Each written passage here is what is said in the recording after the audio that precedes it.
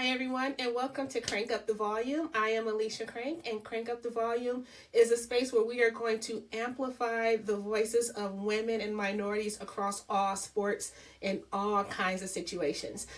So excited to launch Crank Up the Volume during Black History Month, and I just had the perfect person I wanted to start this conversation with. It's my friend Tiffany Hollins. Tiffany, thank you for joining me. Hello. Thank you so much for having me. I'm honored to be a part of your podcast and super excited to be here. You're just one of those first people that I kind of met in the sports world and when I moved to Seattle years ago. So super excited to be a part of this. And I was going to say same, but before we dig into that, why don't I let you do like a self introduction? Tell people who you are, what you're doing, and Yeah. how you kind of got here.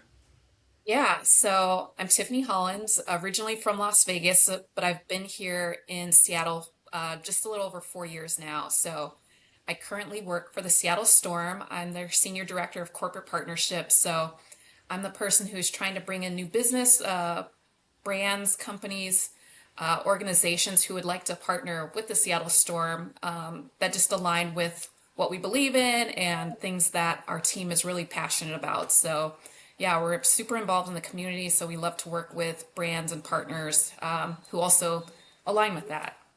Yeah. And I was going to say, you said I was one of the first people that you met. You were also one of the first people that I met as I started kind of going through this sports stage here in Greater Seattle. Because you were with the Sounders, I think, Yes, when we first initially yes. met. So, yeah, so you've been ingrained in the Seattle sports scene for a while.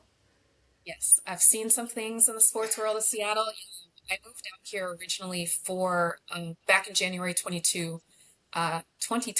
for a role with the Sounders on their partnership marketing team. I grew up playing soccer, loved it as a kid, still love it. One of my favorite sports to watch.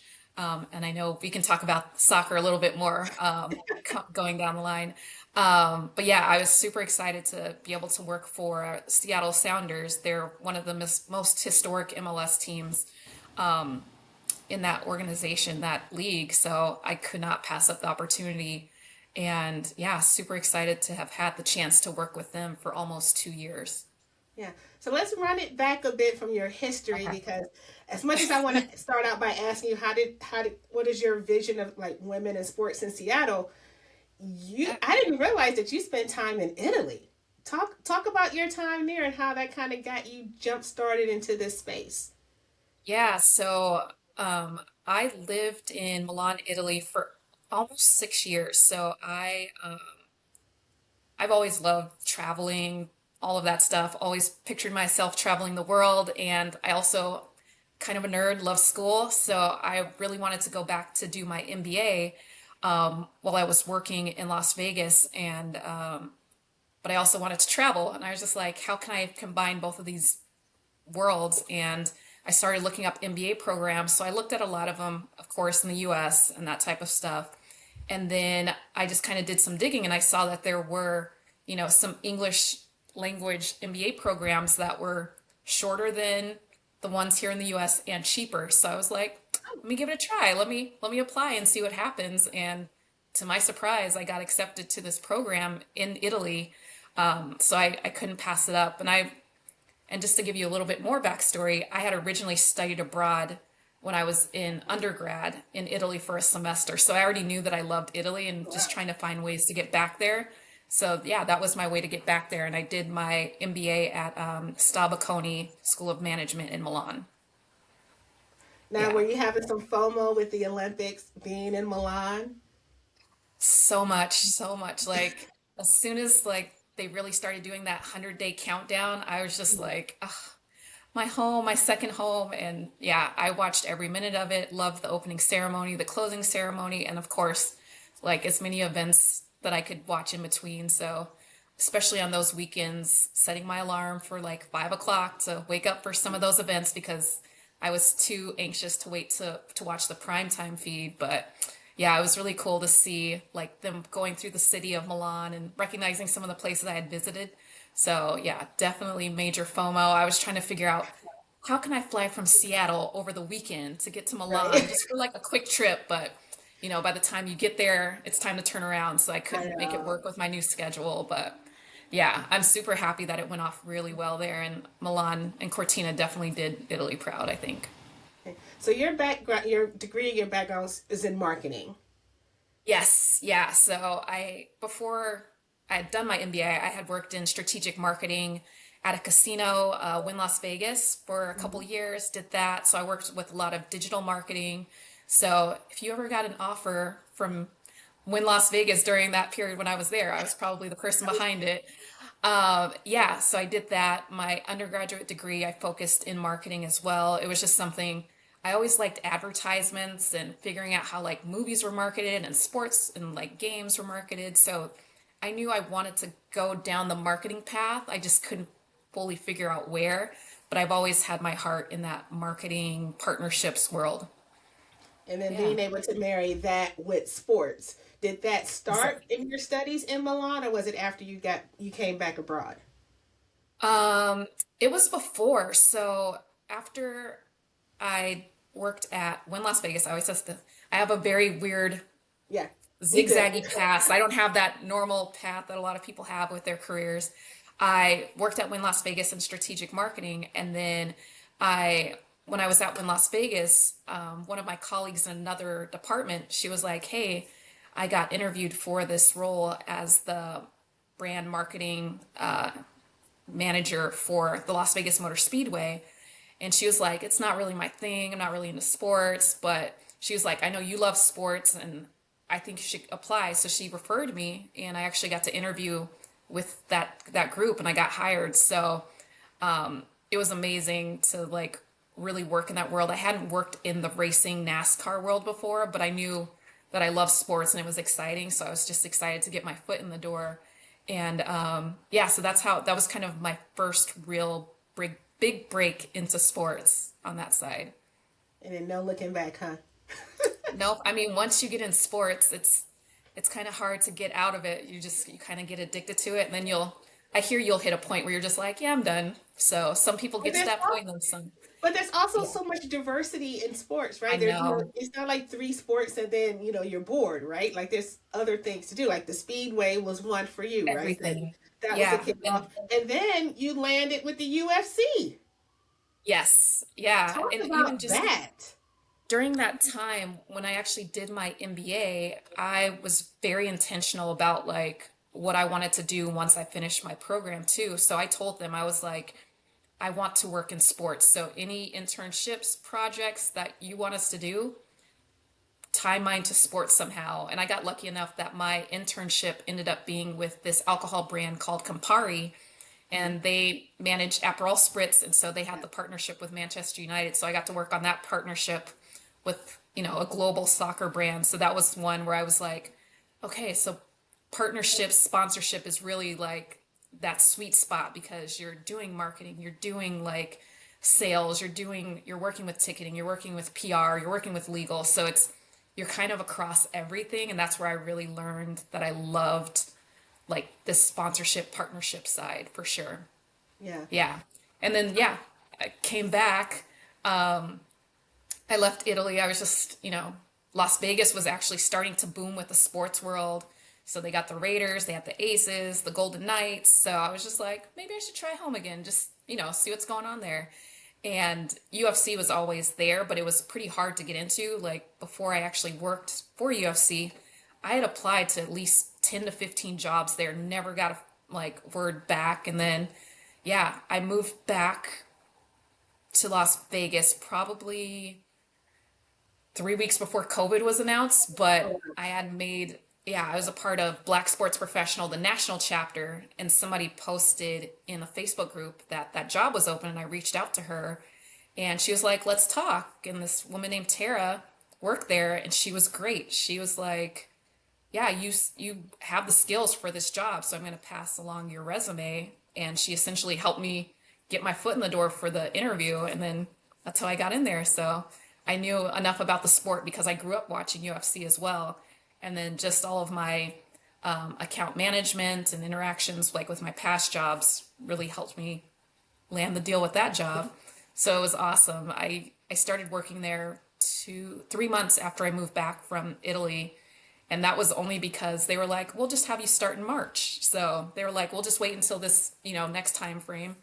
And at that time, I knew what was happening in Italy with COVID. So I was a little nervous. I was like, I can start today if you want. But so yeah, I had to wait a full month to start that job. But it was great. Started it. And then, like, I think on my ninth day, they were like, we have to shut down the office. You're all going to work from home. Mm.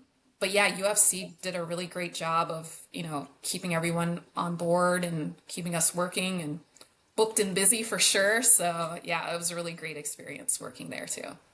So what, as you're going through these, what was this looking like for you? Did you see others that look like you in comparative roles, or were you kind of the first and or only? How are you navigating those spaces? Yeah. uh, So I think a lot of people assume there's a lot of black people who we see on the field or on the court are also behind the scenes, but that's not usually the case. Right. Not a lot of us back there in those roles. And I think a lot of it has to do with sometimes just not knowing about those roles or how to get into those roles.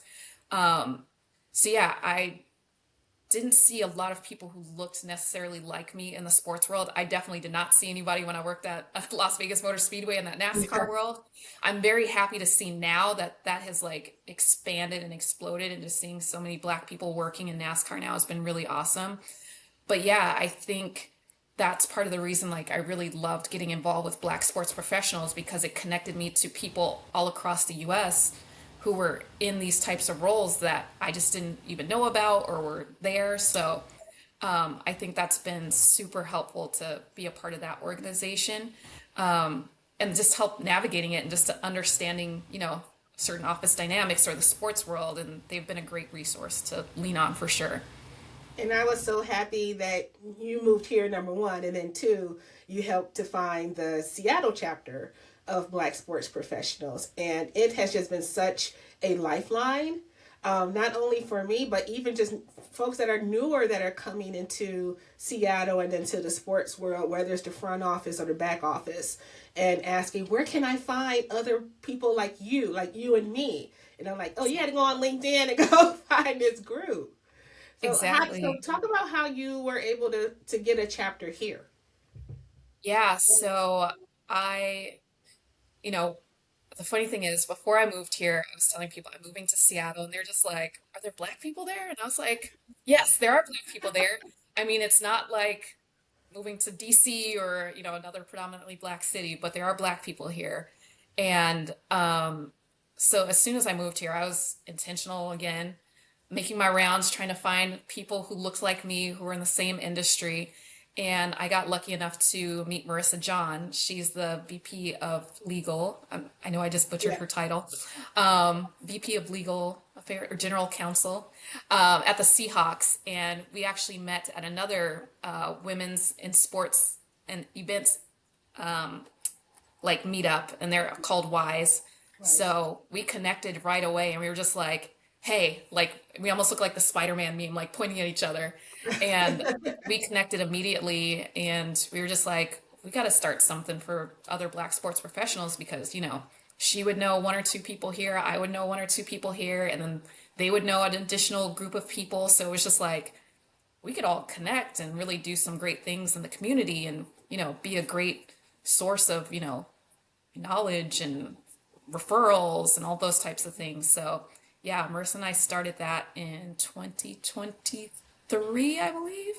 Mhm. So, yeah, that was like so important for us to get that off the ground. And so we worked closely with the national chapter, which is based out of Ohio, with this guy named Bruce. And he's been around forever, like helping to start these chapters. And yeah, so that's how we got that one started here. And it was just, we slowly went to like making our connections at all the teams and just like, hey, do you have people who'd want to be a part of this? And now it's over 70, maybe even closer to 90. If I don't want to aim too high, but it definitely 70 people. And we've had just great turnouts at some of our events where, we've had panels, we've done some mentoring, and it's just really cool to see Mhm. this community grow and seeing like members connect and do other side projects on their own. And One of our on our board, a guy named Daniel. He's been our graphic designer and helping us create a lot of our graphics for BSP.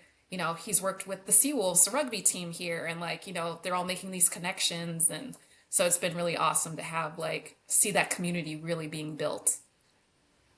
One of the things I love about the Seattle market as far as sports is concerned and is that there seems to be, in comparison to other cities and other respective leagues within those cities, seeing women and women of color and persons of color in those front office roles.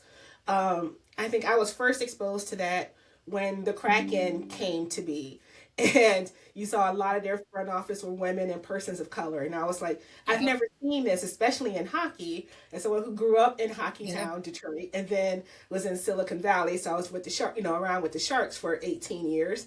And I was like, this is the first time I'm seeing people across my intersectionality in these leadership speaking roles. And it's not, exactly. and for it to be hockey is a significant thing, and now women's hockey, but across all the sports, like the Seahawks, like the Sonic, and well, the soon to be new Sonics, Yes. they are coming. I can't Yep. say more than Keep that, it, but just keep it consistent. Yeah. we know. So, but the Storm and the Sounders, it's like it's so much of that. What does that signify to you? How do you feel about that? Is that something that you talk to others about when you're out of your travels? Yeah, I mean, it's been such an amazing thing just to really see because um, you know, people still think it's sports, so it's men are running everything and doing all the things, but women like yourself, we all grew up on sports. We could probably tell you the starting lineup from a team from 1984 and tell you who won the Super Bowl or the World Series from, 8 years ago. And we're just as knowledgeable. And I think the world is finally starting to realize that women do know sports and we see it in a completely different light and we're really making big changes. And yeah, so it's been really cool just to see more ownership, women in higher positions, all of those things, women of color, just stepping into those roles and getting those opportunities for sure. So I would be remiss if I didn't bring up the fact that again we're doing this in Black History Month. We're about to wrap up, and this has been there's been some significant real life Black history happening this month in the world of sports, going back to Milan and the women's hockey team and Layla Edwards and just what is your how is that making you feel to kind of see this in real time? It's awesome just to think about the representation, like all the little black girls and black boys who are seeing, a black woman playing hockey. I mean, it's generally considered a white sport, but it's really cool for, kids and adults to see it because now it's like, oh, maybe even 30-year-old people are like, you know what, I should go try hockey or I should go to a hockey game and this stuff that they've never thought about because it was considered a white sport or something. So it's really great for her to have that exposure and show that, we're out here. You might not see us all the time, but we're definitely out here We making here. big moves. So I think it's been phenomenal. And just even on the bobsled side, I saw a lot of representation there, which was awesome. Actually, the two of the bobsledders went to UNLV they're from the Las Oh, Vegas area, well, school wise, but it was really yeah. cool just to see that. And then just to see some of the other countries like Haiti and Kenya, I think had people on cross country skiing for the first time this year. So it was really awesome to see that representation and just to see the world and our people catching up and getting in there and doing more of those sports that normally we don't think about to do. So And I think another one of those outs if you're just thinking about the United States, but soccer, right? I think soccer is starting in the United States at least to get more and more persons of black people at least more of us playing the sport, not just enjoying and not just going to the games. And then we got FIFA coming around the corner. So mhm. that's got to be exciting for you as someone who started, her Yeah. sports career in soccer. Are you excited? What are you looking forward to? Oh my gosh, I can't wait. I think I'm still in denial that it's actually coming here. Like I can walk to the stadium, which is mind blowing. So Yes. I'm beyond excited. I've always wanted to go to a men's World Cup match. So I've been to a women's World Cup match, but I have never been to a men's one. So I'm super excited about that and just to see like the atmosphere and the crowd. And I think it's going to be awesome to, have that in our city and just get the whole city involved in that. So I think when I first moved here, I think they had announced that Seattle got the World Cup was going to be one of the host cities like 2 months after I moved here. So I was like, I picked the right city to move to. Yeah, so You it was did. perfect timing for sure. And so now you're at the Storm. Hmm. What should we be looking forward to in the upcoming season, and how you want to get more of us out to these games? Yeah, I mean, women have always been killing it in basketball. Like the women's US team for sure. I can't even remember how many gold medals they have because they just win on the court. And it's been great to see the explosion of women's basketball really take off from both men and women. Like I haven't had the chance to see, I didn't get the chance to see Angel Reese play for LSU, but like now to see her play with the Chicago Sky and like the Storm, just they've had so many legendary players come through, and it's like it's amazing just to see that continue to grow. And I feel like we haven't even like hit the tip of the iceberg yet. Like it's just going to continue to grow, and like it's been great to have brands very excited to come in now. So they're like reaching out to us like, what can we do? How can we be involved? Like we see like people are invested in women's sports and they really want to be there. So it's been amazing to see that growth, and you can still feel that we're just at the very beginning of it. So yeah, and I think this year, with the next draft that's coming in, with the new round of college women who are playing, I mean, it's the buzz is already there. People are just waiting to see where these ladies land, and it's going to be another exciting season for sure. So, yeah, Awesome. I if you don't have tickets or you have not gone to a WNBA game before ever, you have to go. It's such a cool experience, and I always tell people I go to a lot of sporting events, and WNBA games are probably where I feel the most comfortable, the safest, and I have the most fun. The atmosphere is just always great, and I've been to like multiple cities to see games, and it's the atmosphere is just completely electric, and you'll have so much fun. And of course, you're gonna get a game. Those women leave it on the court every single game, so yeah, I'm always in awe, just like, how did they get so good? Like, I don't understand. Yeah, so it's you have to come out and see it for sure. Right. So as we wrap up, I want to ask you, for those that are watching this, and again, I get this question a lot, so I would love to hear what your answer to this is. Is there are women who have been fans, either casual or super fans, but they're like, what if I wanted to work in sports? What does that look like? Where do I even begin? Like, what's out there? What would you say to Yeah. someone that came up to you and said, how do I get involved in getting to work in sports in Seattle? That's a good question because it's so many, there are so many jobs in sports, and I think a lot of people have this conception like you either need to be an agent or a coach or a publicist or a player or a cheerleader, like or a reporter, like those are your only ways in, but it's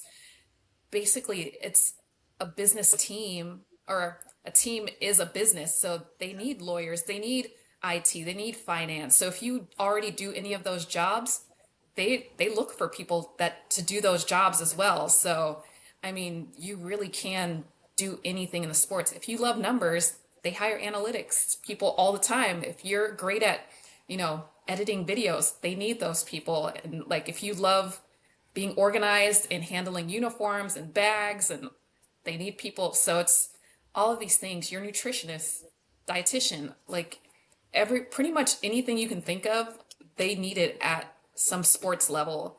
And even then, if you can't get in with a sports team, a lot of these brands work with sports teams. So, for example, just McDonald's, for example, that's just a random one. They have a full sports marketing team. So they're the ones who are working with all the teams. So that one, you could really have tons of exposure across multiple sports. T-Mobile here for example, they're across everything. You know, they're with the Mariners and they're with Sounders or Seahawks. And so, yeah, you can work for these big companies and still work in sports as well. So there's just so many opportunities to get into sports. And then I would say definitely apply. Don't like worry about it just because you never worked in sports. It will be a battle because everybody will apply for these jobs, but you know, you have to start somewhere and you'll sometimes you'll just meet people who are like, you know what, you haven't worked in sports, but you we see that you have the skills that we're looking for. And sometimes these companies are actually looking for people who haven't worked in sports because they want like a fresh mindset too. So yeah, just apply. Like definitely apply for those jobs when you see them. And then I always recommend Black Sports Professionals, always a great organization to join. But there's also other ones like Latinos in sports. I saw there's Southeast Asians in sports, I believe. That's one that started. And of course, I mentioned women in sports and events. So there's plenty of these great networking events where you can meet tons of incredibly talented people at all levels who are, you know, sometimes they're the decision makers or they're the ones who can help pass along your resume to the decision makers. So highly encourage people to like go to those events. I mean, sometimes I know it's scary to go by yourself and do those things, but these are the times when you can really make a great impact and meet great people in these things. And then just attend these events, look for your local sports commission or organizations because, you know, here in Seattle, we have the Seattle Sports Commission and they hold plenty of events throughout the year and there's great Thank you. opportunities where they're looking for volunteers to come in and that'll get your foot in the door and you'll meet pretty much the entire sports community. So, yeah, tons of ways to get in and tons of different levels of jobs and things to do in the sports world. Tiffany Hollins, Senior Director of Corporate Partnerships at the Seattle Storm. Thank you so much for joining me on Crank Up the Volume. You have shared lots of nuggets for people to share and to look more into the places that you've listed. We'll make sure to have links to as well once this gets published. So I am super excited for this. Thank you so much. And I know I'm going to see you sometime soon in person. Yes, see you at a Storm game soon, I hope. Absolute. First game, of course. Yes, yes, we have to have you out. And I'm so proud of you for launching this. I couldn't think of a better person to be doing this and really sharing a spotlight on this community. And I think you're going to do amazing things with it. So super proud of you. I, I appreciate you, friend. Thanks so much. And until Yeah. next time, everybody, thanks for Yes. joining us on Crank Up the Volume.